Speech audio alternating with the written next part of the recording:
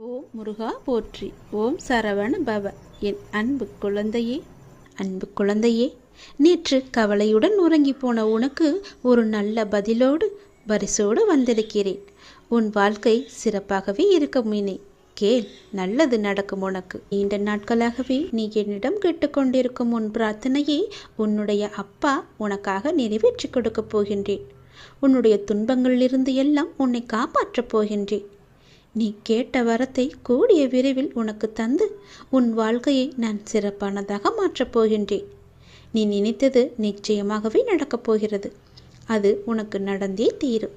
உன்னுடைய மனக்கவலையின்றி இன்று தீபம் ஏற்று. எனக்காக ஒரே ஒரு தீபம் உன்னுடைய வீட்டில் ஏற்றிவை. என்னை நினைத்து ஓம் என்று சொல். எல்லாவற்றையும் நான் பார்த்து கொள்கிறேன். உனக்கு நல்வழியை நான் காட்டுகிறேன். காலை எழுந்ததும் என்ன வாக்கு வருகிறது என்று பார்க்க வேண்டும். ஏனென்றால் மனம் எதையோ பறிகொடுத்தது போல உள்ளது என்று உன் மனதில் சில கவலைகளுடன் நேற்று உறங்கி போனாயல்லவா? ஒவ்வொரு காலகட்டத்திற்கும் என்ன நடக்க வேண்டுமோ அதுதான் நடந்திருக்கின்றது. ஆனால் அது நிரந்தரமல்ல. இதுவும் மாறும். உன் மனதில் உள்ள அந்த சுமைகளை இறக்கி வைத்துவிட்டு அடுத்த நொடி உன்னுடையதாக இருப்பதற்காக அதை எப்படி சிறப்பாக ஆக்கப் போகின்றாய் என்பதில் உன்னுடைய கவனத்தை நீ செலுத்து. நான் உன்னோடு இருக்கின்றேன். அடுத்த நொடியை மகளுடையதாக ஆக்க உனக்கு நான் துணை இருக்கின்றேன். என் செல்ல குழந்தையே, உன்னை விட்டு சென்றதெல்லாம் உன் கை வந்து இந்த தை மாதத்தில் உன்னை வந்து சேரும். மகிழ்ச்சியாகவே இரு. நான் உனக்கு துணை இருப்பேன். எப்பொழுதும் உனக்குள் நான் இருப்பேன். என்னுடைய நாமத்தை மட்டும் நீ சொல்லிக்கொண்டே இரு. நீ மகிழ்ச்சியாக இருந்தாலும் உன்னுடைய மனதில் ஏதோ ஒரு பயம் ஓடிக்கொண்டே இருக்கின்றதே. எதற்காக அது தேவையற்ற பயம். உன் வாழ்க்கையில் நல்ல மாற்றங்கள் ஒவ்வொன்றாக நடக்க ஆரம்பம் ஆகிவிட்டது. பயம் உனக்கு எதிர்மறை எண்ணங்களை மட்டுமே தரும். அந்த பயத்தை நீ தூக்கி எறிந்துவிடு. உன்னுடைய மனதை நீ எப்பொழுதும் நேர்மறையாய் மட்டுமே வைத்துக்கொள். அதில் எதிர்மறையை உட்பகுத்தி விடாதே. அதை தடுத்து நிறுத்த வேண்டிய பொறுப்பு உனக்குள் தான் இருக்கிறது. அதை நீ மட்டுமே செய்ய முடியும். நீ நினைத்தால் கண்டிப்பாகவே முடியும். அந்த எதிர்மறை எண்ணங்கள் உன் செயல்பாட்டை எல்லாம் தடுத்து உன்னை தோல்வியில் சென்று அடைய வைத்துவிடும். முதலில் அந்த பயத்தை விடு. நல்லதை நினை. உனக்கு நன்மைகள் மேலும் மேலும் பெருகி கொண்டே இருக்கும். உன்னுடைய வாழ்க்கை உயரும் நேரம் இது.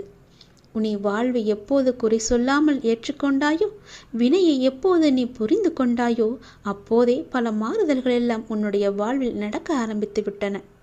நீ விரும்பியபடி நடந்தால்தான் மகிழ்ச்சி இருக்கும் என்று நினைத்தாய். ஆனால் இப்போது உனக்கு அமைந்த வாழ்விலே நீ அனைத்து மகிழ்ச்சியையும் காண இருக்கின்றாய். இடமாற்றம், வேலை மாற்றம் என நீ எதிர்பார்த்த பல மாற்றங்கள் நிகழப்போகிறது. நீண்ட நாட்களாகவே நீ என்னிடம் கேட்ட ஒரு வேண்டுதலும் இந்த மாதத்தில் நிறைவேறப் போகிறது. மகிழ்ச்சியாக சந்தோஷமாகவே அதை அனுபவிக்கப் போகின்றாய். தையும் பிறந்து விட்டது. உனக்கான நல்வழியும் பிறந்து விட்டது. இந்த அப்பனின் ஆசியோடு, இந்த சிவனின் ஆசியோடு இனி நீ கவலையுடன் உறங்க வேண்டிய அவசியம் இருக்காது. நல்ல பதிலும் நல்ல பரிசும் இனி உன் வாழ்க்கையை நல்லபடியாகவே மாற்றும். உன் வாழ்க்கை சிறப்பாகவே இருக்கும். சந்தோஷமாகவே இனி உன் வாழ்க்கையை நீ வாழலாம்.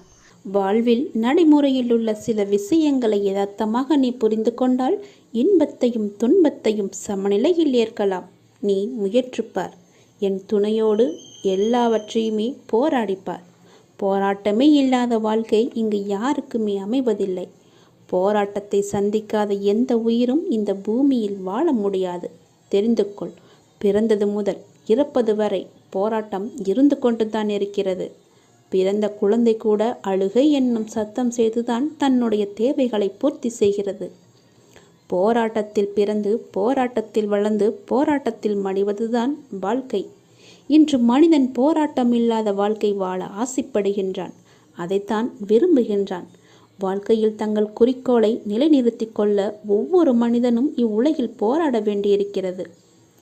பூந்தோட்டத்தில் ஒவ்வொரு நாளும் புது புது மலர்கள் பூப்பதுண்டு. ஆனால் அவை நிலைப்பது இல்லை. அது நியதியும் இல்லை. அதுபோலத்தான் வாழ்க்கை என்னும் பூந்தோட்டத்தில் ஒவ்வொரு நாளும் புது புது மலர்களாக பூத்து கொண்டிருக்கிறோம். எவ்வாறு பூந்தோட்டத்தில் மலர்ந்த ஒரு பூ நிலைப்பது இல்லையோ அது போலத்தான் வாழ்க்கையும். போராட்டங்கள் இல்லாமல் வாழ்வில் எதுவுமே வெற்றி பெற முடியாது. போராட்டம் இல்லை என்றால் வாழ்க்கை உப்புச்சப்பு இல்லாமல் போய்விடும். வாழ்க்கையில் உங்களுக்கு அழுவதற்கு 100 காரணங்கள் இருந்தாலும் சிரிப்பதற்கு என்னிடம் 1000 காரணங்கள் இருக்கிறது என்று வாழ்ந்து காட்டு. சரியான நேர்மையான வாழ்க்கை பயணப்பாதை முட்கள் நிறைந்த கரடுமுரடான பாதைத்தான். இப்பாதையில் முட்களாகவும் கரடுமுரடான கற்களாகவும் பிறரின் அவமான பேச்சுக்களும் பழிச்சொற்களும் நியாயமில்லாத விமர்சனங்களும் தான் நிறைந்திருக்கும். அதை நீ தெரிந்து கொள். வாழ்க்கை என்பது அவ்வளவு சுலபமல்ல.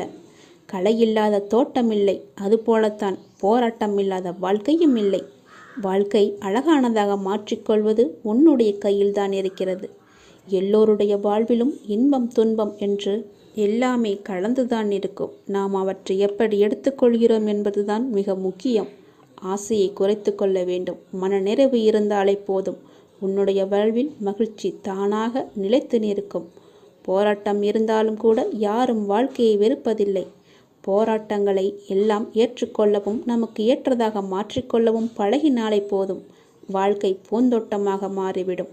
உங்களின் வாழ்வில் நல்லது நடக்க வேண்டுமென்றால் நான் சொல்வதை பின்பற்றுங்கள். நீங்கள் எப்படிப்பட்ட பாதையில் பயணம் செய்தாலும் உங்கள் நற்சிந்தனையாலும் நற்செயல்களாலும் மலரும் புதிய பயனுள்ள மலர்களால் பாதையை நிரப்புங்கள். உங்கள் வாழ்வு இனிதாக அமையும். நீங்கள் வாழ வாருங்கள். என்னுடைய ஆசையுடன் நீங்கள் போராட்டத்தில் குதிக்க தயாராக இருங்கள். என் துணை உனக்கு உண்டு.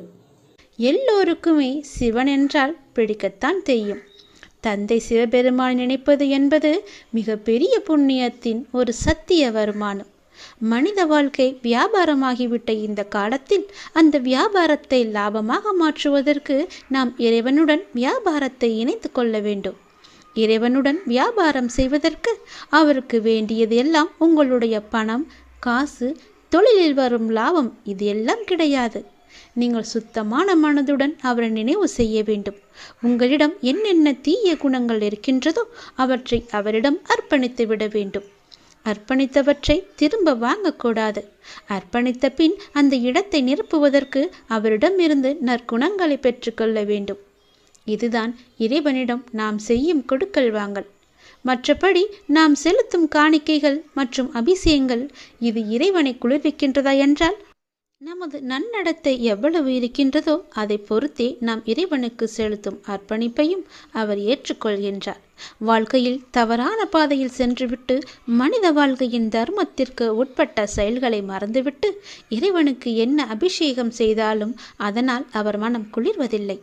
பாவத்தினுடைய செல்வத்தினால் ஒருவர் புண்ணிய காரியம் செய்தாலும் அந்த புண்ணியம் செய்ய வேண்டும் என்ற எண்ணத்திற்கு கண்டிப்பாக பலன் கிடைத்தே தீரும். ஆனால் அதிலும் சதவீதம் என்பது இருக்கவே செய்யும். எனவே முழுமையான நல்ல மனிதனாக மாறி இறைவனுடன் நாம் கொடுக்கல் வாங்கல் செய்ய வேண்டும். கோவிலில் மூர்த்திக்கு முன்னால் அன்றன்றைய கணக்கை ஒப்படைக்கின்றார்கள். இவ்வளவு வரவு, இவ்வளவு செலவு, இவ்வளவு தங்கம் வந்தது, இவ்வளவு நாணயம் வந்தது, இவ்வளவு வெளிநாட்டு கரன்சி வந்தது, உள்நாட்டு பணம் இவ்வளவு என்று அனைத்தையும் ஒப்படைக்கின்றார்கள். இதைப்போல நாமும் இரவு உறங்குவதற்கு முன் நாம் நம்முடைய அன்றாட கணக்கை நமது எண்ணத்தில் என்ன வந்து பார்வையில் அவருக்கு முன்னால் வைக்க வேண்டும். பார்வையில் என்ன இருந்தது? தர்மத்தை மீறிய நடத்தை இருந்ததா? வார்த்தையில் கலப்படம் இருந்ததா?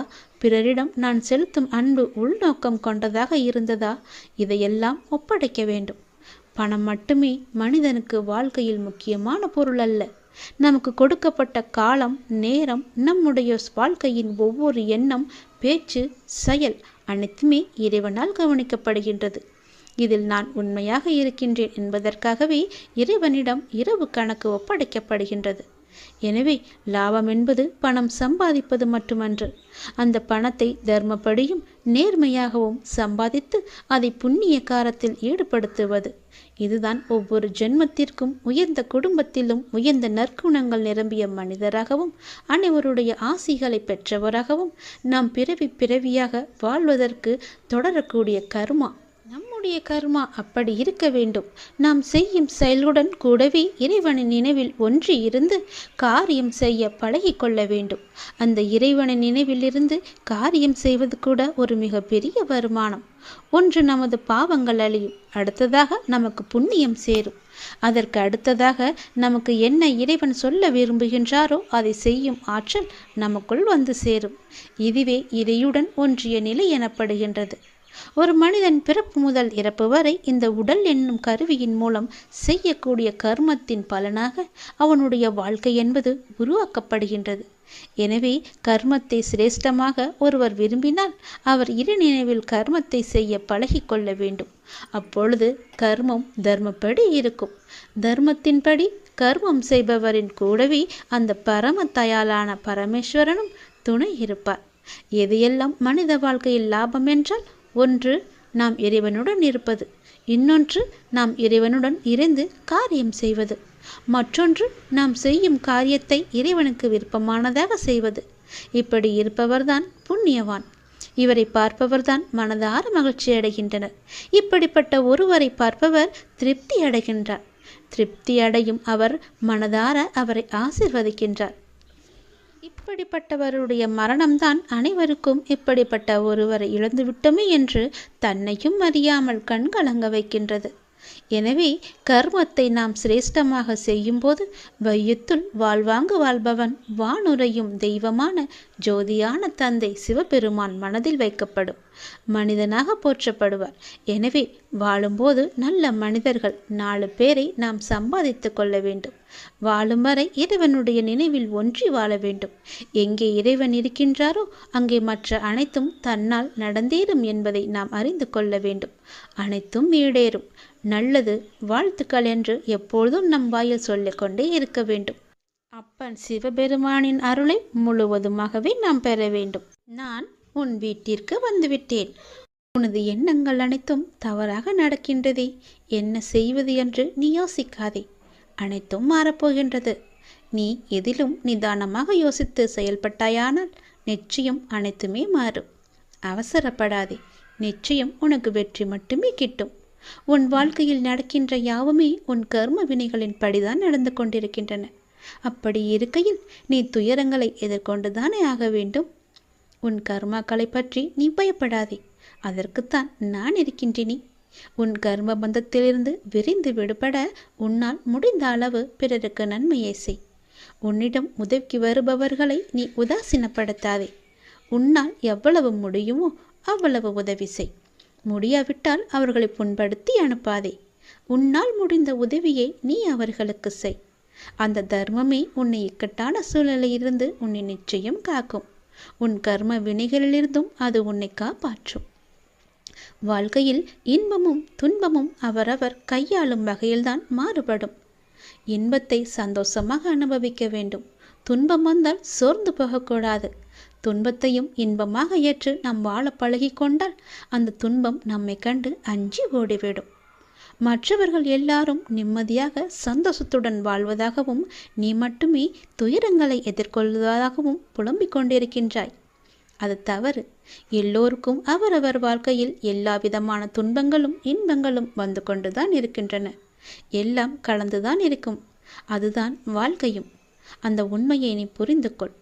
அவரவர் வாழ்க்கையின் உள்ளே சென்று பார்த்தால்தான் என்னென்ன துயரங்களை அவர்கள் சுமந்து கொண்டு இருக்கிறார்கள் என்ற உண்மை உனக்கு புரிய வரும். எட்டி இருந்து பார்த்தால் எல்லாமே அழகாகத்தான் தெரியும். நிலாவும் அப்படித்தான். தூரம் இருந்து பார்க்கும் வரைதான் அது அழகான வட்ட வடிவம். உள்ளே சென்று அருகே சென்று பார்த்தால்தான் தெரியும் அதற்குள்ளே எத்தனை மேடு பள்ளங்கள். அதுபோலத்தான் ஒவ்வொரு வாழ்க்கையிலும் எல்லோருடைய வாழ்விலும் மேடு பள்ளங்கள் இருந்து கொண்டுதான் இருக்கும். வெளி உலகத்திற்கு அவர்கள் நன்றாக இருப்பது போல் தோன்றலாம். அதனால் யாரை பற்றியும் யாருடனும் உன்னுடன் ஒப்பிட்டு பார்க்காதே. உனக்கென்று விதிக்கப்பட்டதுதான் உன்னை வந்து சேரும். அவர்களுக்கென்று விதிக்கப்பட்டது அவர்களை வந்து சேரும். அது இன்பமானாலும் சரி துன்பமானாலும் சரி எல்லாவற்றையும் அனுபவிக்க வேண்டியது அவரவருடைய பொறுப்பு. அவரவருக்கு என்று எது விதிக்கப்பட்டதோ அது கண்டிப்பாக நடந்தே தேரும். அதனால் உன் மனதை போட்டு தேவையில்லாமல் நீ குழப்பிக்கொள்ளாதே. நிச்சயம் உனக்கு பல நன்மைகள் காத்திருக்கின்றன. யார் கைவிட்டாலும் என்னை நம்பி வந்த உன்னை நான் கைவிடவே மாட்டேன். பொறுமையையும் நம்பிக்கையையும் எந்த சூழ்நிலையிலும் நீ கைவிட்டு விடாதே. உன்னை விட்டு யார் விலகினாலும் நீ கவலைப்படாதே. எல்லாம் நன்மைக்கே என்று நீ எடுத்துக்கொள்ள பழகிக்கொள். அப்பொழுதுதான் எல்லாவற்றையும் சாதாரணமாக எடுத்துக்கொண்டு அடுத்தபடி எது என்று முன்னோக்கி உன்னால் செல்ல முடியும். நீங்கள் மென்மேலும் வளர்ச்சியடைந்து வாழ்வில் வெற்றி பெறப் போகின்றாய். அது கண்டிப்பாகவே நடக்கும். உனது வாழ்க்கை எல்லா செல்வ வளங்களையும் பெற்று மகிழ்ச்சியாகவே மாறப்போகிறது. உன்னுடைய வாழ்க்கையில் பல அழகிய வண்ண வண்ண பூக்கள் எல்லாம் பூத்து குலுங்க போகின்றது. நிச்சயம் அது நடக்கும். இவை அனைத்தையுமே உன்னை வந்து சேரும்படி நான் அமைத்து தருகின்றேன். என் பரிபூரண அருளும் ஆசியும் அன்பும் உனக்கு வேண்டுமென்றால் நான் சொல்வது போலவே நீ செய். உன்னை உன் லட்சியங்களில் வெற்றியடையும்படி நான் உனக்கு துணை இருப்பேன். என் வார்த்தைகளை நீ நம்பினால், அப்பா சொல்வது எல்லாமே உன்னுடைய நன்மைக்கு தான் என்று நீ நம்பினால், கண்டிப்பாகவே நான் சொன்னதை நீ செய்வாய். நான் சொல்வதை நீ கண் குளிர பார்ப்பாய், காது குளிர நீ கேட்பாய். உன் வாழ்வில் பல நல்ல மாற்றங்களை கொண்டு வருவதற்கே நான் இருக்கின்றேன் என்பதை நீ முழுமையாக நம்பு. உனக்கு எப்பேற்பட்ட இக்கட்டான சூழ்நிலை வந்தாலும் நான் இருக்கிறேன் என்பதை மட்டும் நீ மறந்து விடாதே. உனது எண்ணங்கள் அனைத்தும் தவறாக போய்கொண்டிருக்கிறது. அது மாயை என்ற வலையில் சிக்கிக்கொண்டு தவித்து கொண்டிருக்கிறது. உன்னை காப்பாற்றவே நான் இப்போது வந்திருக்கிறேன். நான் உனக்காக அவதரித்தவன். அனைத்தும் மாறப்போகிறது. எதிலும் நிதானமாக மட்டும் யோசித்து நீ செயல்படு. எது செய்தாலும் என்னிடம் சொல்லிவிட்டு செயல்படு. உனக்கு நல்லதாக நான் அதை மாற்றி காமிக்கின்றேன். எந்த கர்மா உன்னை நெருங்காமல் நான் பார்த்து கொள்கிறேன். எப்பொழுதும் எனக்கு துணையாக நீங்கள் இருங்கள் அப்பா என்று எப்போது என்னிடம் வந்தாயோ அந்த நொடி முதலே உனக்கான நல்லதுகளை செய்ய நான் ஆரம்பித்து விட்டேன். எது நடந்தாலும் நான் பார்த்து கொள்கிறேன். நீ தைரியமாக இரு. எல்லாவற்றையும் நானே பார்த்து கொண்டு அதற்கான பல வெகுமதிகளை தருகிறேன். அதற்கான காலகட்டத்தில் உன்னை வந்து சேரும். அதை பற்றி நீ கவலைப்பட தேவையில்லை. உனது எண்ணங்கள் அனைத்தும் தவறாக நடக்கின்றதே, என்ன செய்வது என்று நீ யோசிக்காதே. அனைத்தும் மாறப்போகின்றது. நீ எதிலும் நிதானமாக யோசித்து செயல்பட்டாயானால் நிச்சயம் அனைத்துமே மாறும். நாம் கடவுளிடம் எது வேண்டுமானாலும் அவர் அமைதியாக இருப்பதற்கு காரணம் இருக்கும். நீங்கள் கடவுளிடம் பேசுவதை மட்டும் நிறுத்திவிடாதீர்கள். இறைவனிடம் நீங்கள் பேசுங்கள். இறைவனிடம் பேசும் வார்த்தைகள் மிகவுமே வலிமையானவை. இறைவனிடம் திரும்ப திரும்ப ஒரு விஷயத்தையே சொல்லும்போது அது கண்டிப்பாக நிறைவேறியே தீரும். இறைவனிடம் நீங்கள் கேட்கும் ஒவ்வொன்றையும் அவர்கள் கவனித்து கொண்டு தான் இருக்கிறார். உங்கள் பிரார்த்தனைகள் கண்டிப்பாக ஒரு நாள் நிறைவேற்றப்படும். அவருடன் பேசுவதை மட்டும் நிறுத்திவிடாதீர்கள். ஒரு விஷயம் நமக்கு நடக்க வேண்டும் என்றால் இறைவனிடம் முறையிட்டு கொண்டே இருங்கள். இது நடந்தே ஆக வேண்டும், இதை சரி செய்யுங்கள் அப்பா என்று சொல்லிக் கொண்டே இருங்கள். நிச்சயமாகவே அவர் உங்கள் பிரார்த்தனையை நிறைவேற்றி தருவார். நம்பிக்கையோடு இருங்கள். அவர் தருவார் என்ற நம்பிக்கையோடு இருங்கள். நம்பிக்கை இருந்தால் அந்த வானமும் நமக்கு வசப்படும். இந்த பிரபஞ்சத்தையே ஆளும் மிகப்பெரிய சக்தி உங்களது தேவைகளையும் கண்டிப்பாக நிறைவேற்றும். இறைவனால் நிறைவேற்ற முடியாத அளவிற்கு பெரிய பிரார்த்தனைகள் எதுவுமே கிடையாது. அவர்தான் அந்த பிரச்சனையை உருவாக்கியவர். உருவாக்கியவருக்கு பிரச்சனையை தீர்க்க தெரியாதா? உங்களுக்கு தேவையானதை கண்டிப்பாக அவர் வழங்கிக் கொண்டே இருப்பார். அதை யாராலும் தடுக்க முடியாது. இதுவரை இறைவன் கொடுத்ததற்கு இனி கொடுக்க போவதற்கும் என அனைத்துக்குமே நீங்கள் நன்றி சொல்ல வேண்டும். நன்றி சொல்ல மறவாதீர்கள். உங்களை கைப்பிடித்து வழி நடத்தி கொண்டிருக்கும் சக்தியை முழுமையாக நம்புங்கள். நீங்கள் யார் மீது ஒருவர் மீது நம்பிக்கை வைத்திருக்கிறீர்களோ அது முழுமையான தூய மனதுடன் கூடிய நம்பிக்கையாக இருக்க வேண்டும். எது செய்தாலும் அசைக்க முடியாத நம்பிக்கையாக இருக்க வேண்டும். அப்போதுதான் அவருடைய முழுமையான லீலைகள் நமக்கு தெரிய வரும். என்றுமே அது உங்களை கைவிடாது. உங்களுக்கு வேண்டியது அனைத்தும் வாரி வழங்கும். உங்களுக்கு வேண்டிய அனைத்தையும் பெற்று நீங்களும் உங்களை சார்ந்த அனைவரும் மகிழ்ச்சியோடு வாழ்வீர்கள். அதற்கு அவரே துணையாகவும் இருப்பார். நீங்கள் செய்ய வேண்டியது எல்லாம் அவரிடம் நீங்கள் தினமும் பேசிக்கொண்டே இருப்பது மட்டும்தான். என்ன அப்பா, எப்படி இருக்கிறீர்கள் என்று ஆரம்பித்து எல்லாவற்றையுமே பேசுங்கள். எல்லாவற்றிற்கும் அவர் நிச்சயம் பதில் தருவார். ஆனால் அந்த பதிலுக்கு நீங்கள் கொஞ்சம் காலம் காத்திருக்க வேண்டும். உடனடியாக நடக்க வேண்டும் என்றால் அது நடக்காது. சிறிது காலம் பொறுமையாகத்தான் இருக்க வேண்டும். இப்போது நீங்கள் செய்ய வேண்டிய மிக முக்கியமான காரியம் என்னவென்றால், உங்களுக்கான காரியங்கள் நிறைவேறப் போகும் இந்த நாட்களில் மிக பொறுமையாக இருப்பதுதான். கண்டிப்பாகவே நடக்கும். உனது வாழ்க்கை எல்லா செல்வ வளங்களையும் பெற்று மகிழ்ச்சியாகவே மாறப்போகிறது. உன்னுடைய வாழ்க்கையில் பல அழகிய வண்ண வண்ண பூக்கள் எல்லாம் பூத்து குலுங்க போகின்றது. நிச்சயம் அது நடக்கும். இவை அனைத்தையுமே உன்னை வந்து சேரும்படி நான் அமைத்து தருகின்றேன். என் பரிபூரண அருளும் ஆசியும் அன்பும் உனக்கு வேண்டுமென்றால் நான் சொல்வது போலவே நீ செய். உன் லட்சியங்களில் வெற்றியடையும்படி நான் உனக்கு துணை இருப்பேன். என் வார்த்தைகளை நீ நம்பினால், அப்பா சொல்வது எல்லாமே உன்னுடைய நன்மைக்கு தான் என்று நீ நம்பினால், கண்டிப்பாகவே நான் சொன்னதை நீ செய்வாய். நான் சொல்வதை நீ கண் குளிர பார்ப்பாய், காது குளிர நீ கேட்பாய். உன் வாழ்வில் பல நல்ல மாற்றங்களை கொண்டு வருவதற்கே நான் இருக்கின்றேன் என்பதை நீ முழுமையாக நம்பு. உனக்கு எப்பேற்பட்ட இக்கட்டான சூழ்நிலை வந்தாலும் நான் இருக்கிறேன் என்பதை மட்டும் நீ மறந்து விடாதே. உனது எண்ணங்கள் அனைத்தும் தவறாக போய்கொண்டிருக்கிறது. அது மாயை என்ற வலையில் சிக்கிக்கொண்டு தவித்து கொண்டிருக்கிறது. உன்னை காப்பாற்றவே நான் இப்போது வந்திருக்கிறேன். நான் உனக்காக அவதரித்தவன். அனைத்தும் மாறப்போகிறது. எதிலும் நிதானமாக மட்டும் யோசித்து நீ செயல்படு. எது செய்தாலும் என்னிடம் சொல்லிவிட்டு செயல்படு. உனக்கு நல்லதாக நான் அதை மாற்றி காமிக்கின்றேன். எந்த கர்மா உன்னை நெருங்காமல் நான் பார்த்து கொள்கிறேன். எப்பொழுதும் எனக்கு துணையாக நீங்கள் இருங்கள் அப்பா என்று எப்போது என்னிடம் வந்தாயோ அந்த நொடி முதலே உனக்கான நல்லதுகளை செய்ய நான் ஆரம்பித்து விட்டேன். எது நடந்தாலும் நான் பார்த்து கொள்கிறேன். நீ தைரியமாக இரு. எல்லாவற்றையும் நானே பார்த்து கொண்டு அதற்கான பல வெகுமதிகளை தருகிறேன்.